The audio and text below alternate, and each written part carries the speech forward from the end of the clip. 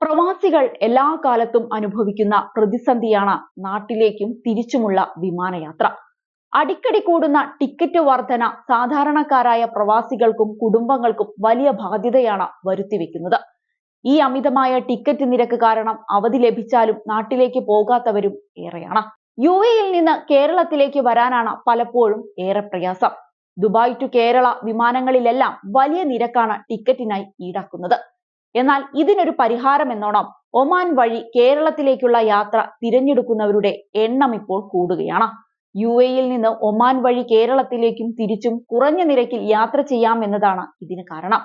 കുടുംബസമേതം യാത്ര ചെയ്യുന്നവർക്ക് ഏകദേശം 1 ലക്ഷം രൂപ വരെ ലാഭിക്കാമെന്നാണ് അനുഭവസ്ഥരെ ഉദ്ധരിച്ച് ഒരു പ്രമുഖ മാധ്യമം റിപ്പോർട്ട് ചെയ്തത്.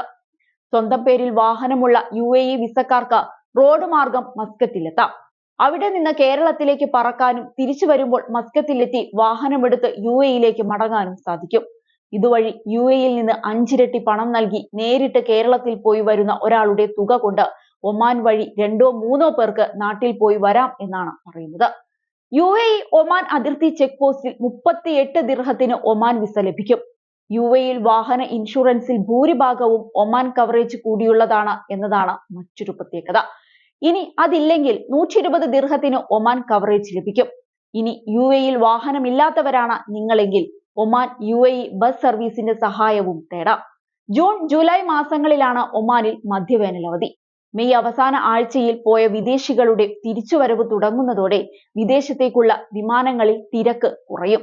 ഇതാണ് നിരക്ക് കുറയാൻ കാരണമായത്.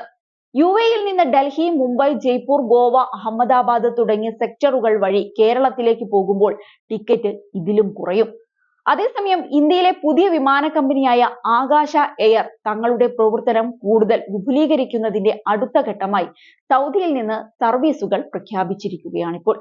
ഈ നടപടികളുടെ ഭാഗമായി മുംബൈയിൽ നിന്നും അഹമ്മദാബാദിൽ നിന്നും ജിദ്ദയിലേക്ക് നേരിട്ടുള്ള വിമാന സർവീസുകളും ആരംഭിച്ചിട്ടുണ്ട്. ജൂലൈ 21 മുതൽ ആഴ്ചയിൽ 12 സർവീസുകൾ വരെ ഇത്തരത്തിൽ നടത്തുമെന്നാണ് കമ്പനി അറിയിച്ചിരിക്കുന്നത്. ഇതിനു പുറമെ ജിദ്ദയെയും അഹമ്മദാബാദിനെയും ബന്ധിപ്പിക്കുന്ന വിമാനങ്ങൾ ജൂലൈ 20 മുതൽ സർവീസ് ആരംഭിച്ചു. ഇത് ആഴ്ചയിൽ 2 സർവീസുകൾ എന്ന നിലയിലാവും നടത്തിവരിക. Mumbai, Ahmedabad, Bengaluru, Chennai, Kochi, Delhi, Guwahati, Agartala, Pune, Lucknow, Goa, Hyderabad, Varanasi, Bagdogra, Bhubaneswar, Kolkata, Port Blair, Ayodhya, Gwalior, Srinagar, Prayagraj, Gorakhpur, Doha, Jeddah, Riyadh, Abu Dhabi എന്നിങ്ങനെ 22 ആഭ്യന്തര 4 അന്താരാഷ്ട്ര നഗരങ്ങളിൽ ആകാശ എയർ നിലവിൽ പ്രവർത്തിക്കുന്നുണ്ട്. അതേസമയം അടുത്തിടെ എയർ ഇന്ത്യ എക്സ്പ്രസ് മുംബൈയിൽ നിന്ന് മംഗലാപുരത്തേക്കും കുവൈത്തിലേക്കും 2 പുതിയ സെക്ടറുകളിൽ പ്രവർത്തനം ആരംഭിച്ചത് പ്രവാസികൾക്ക് വലിയ ആശ്വാസമാണ് നൽകിയത്. ആഭ്യന്തര യാത്രക്കാർക്കും ഈ തീരുമാനം വലിയ രീതിയിലാണ് ഗുണം ചെയ്യുന്നത്.